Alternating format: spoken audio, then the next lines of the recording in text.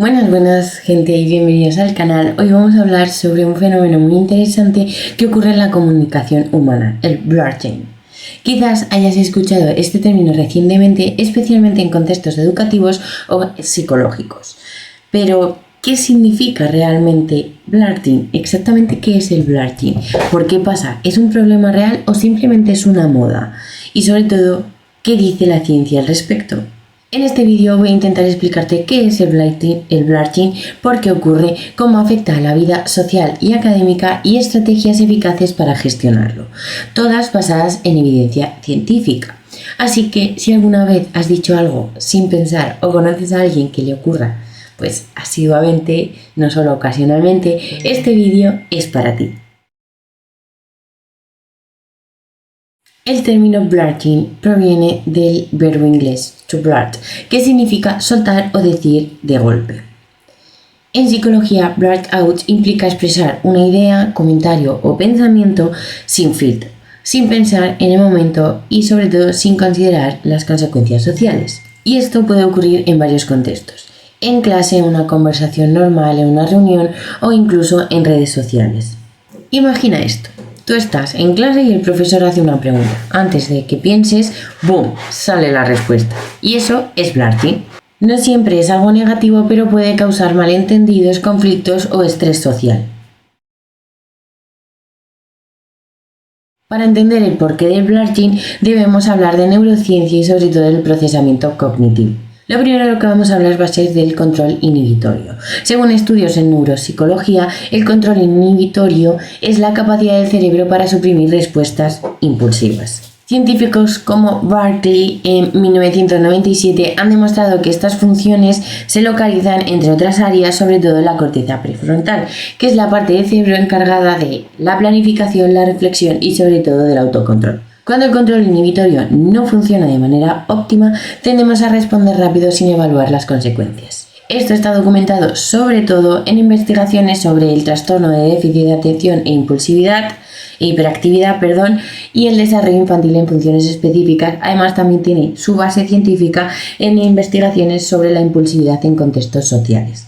El segundo punto del que tenemos que empezar a hablar para entender el blurting sería el desarrollo de las funciones ejecutivas, que según la psicóloga A. Diamond en 2013 describe que las funciones ejecutivas, como la memoria de trabajo, la flexibilidad cognitiva y la inhibición, se desarrollan gradualmente durante la infancia y adolescencia y no se consolidan completamente hasta los 20 o 25 años.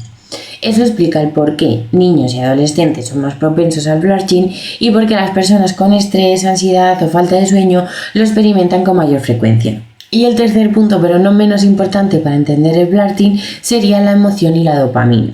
La dopamina, que es un neurotransmisor relacionado con la recompensa y la impulsividad, también influye. Estudios señalan que cuando una idea es emocionalmente excitante, el cerebro valora la respuesta inmediata y eso puede anular el filtro social, provocando blurting. Esto está respaldado por investigaciones sobre toma de decisiones rápidas bajo estímulo emocional.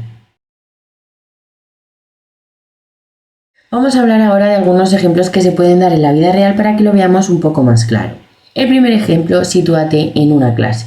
El profesor hace una pregunta al aire, una pregunta abierta, y sin levantar la mano, un estudiante dice la respuesta de forma espontánea. En el segundo ejemplo estaríamos en una reunión de trabajo. Alguien comparte una idea sin que sea su turno, interrumpe y además rompe el flujo de la reunión. Y en el tercer ejemplo nos vamos a situar en una conversación informal, con colegas. Estamos con amigos y sueltas un comentario antes de que se termine la frase de la otra persona. Todos estos que hemos comentado anteriormente son casos de blurting. Algunos pueden ser inofensivos, como es el caso del alumno, pero otros pueden afectar a la percepción que otras personas tienen de nosotros, como es en el caso de las reuniones o en el caso de las conversaciones informales con colegas. Ahora vamos a pasar a hablar sobre impulsividad también, porque aquí hay algo muy importante que aclarar. El blurting no es exactamente lo mismo que impulsividad generalizada. La impulsividad es un rasgo de personalidad, mientras que el blurting es una manifestación observable de esta impulsividad en contextos comunicativos. Podemos experimentar blurting ocasionalmente sin ser impulsivos de forma general. Y es que la ciencia lo explica así: el impulsivo crónico tendrá patrones recurrentes, mientras que el blurting ocasional puede ser transitorio. Estudios sobre el test Stroop True, creo que se dice, perdonadme, y tareas de inhibición cognitiva muestran cómo las personas controlan o no sus respuestas verbales. Vamos a hablar un poco ahora de qué efectos puede llegar a tener el blurting, tanto positivos como negativos. Vamos a centrarnos primero en los negativos. Puede afectar a relaciones interpersonales, crear tensión entre grupos y además generar ansiedad social o rechazo. Un estudio de el Journal of Social and Clinical Psychology encontró que responder sin filtros puede percibirse como irrespetuoso incluso cuando no es la intención, pero no todo es negativo como os señalaba antes. Algunos de los beneficios del blurting se pueden centrar en la originalidad espontánea, en la creatividad y en la respuesta rápida en situaciones de alta demanda. Algunas profesiones valoran positivamente esta espontaneidad y este tipo de comportamientos, como pueden ser la comedia, la improvisación o actividades creativas. Así que no todo blurting es malo, depende del contexto. Ahora vamos a pasar a ver algunos métodos respaldados por investigaciones para reducir el blurting cuando es problemático. El primero de ellos sería la pausa consciente, mindful pause. Antes de hablar debemos respirar 2 o 3 segundos. Según estudios de atención plena, que sería en mindfulness, esto activa la corteza prefrontal y mejora la inhibición. La segunda técnica sería la técnica de autocontrol, tareas como el go or no go, entrenar el cerebro a no responder automáticamente. Investigaciones muestran que practicar este tipo de tareas puede mejorar la respuesta inhibitoria. La tercera sería el entrenamiento social, es decir, practicar en entornos seguros con feedback positivo. Algunas terapias cognitivo-conductuales incluyen ejercicios de rol para mejorar la comunicación. Y la cuarta y última técnica sería el ajuste del ambiente. En clases o reuniones establecer reglas claras de turno de palabra.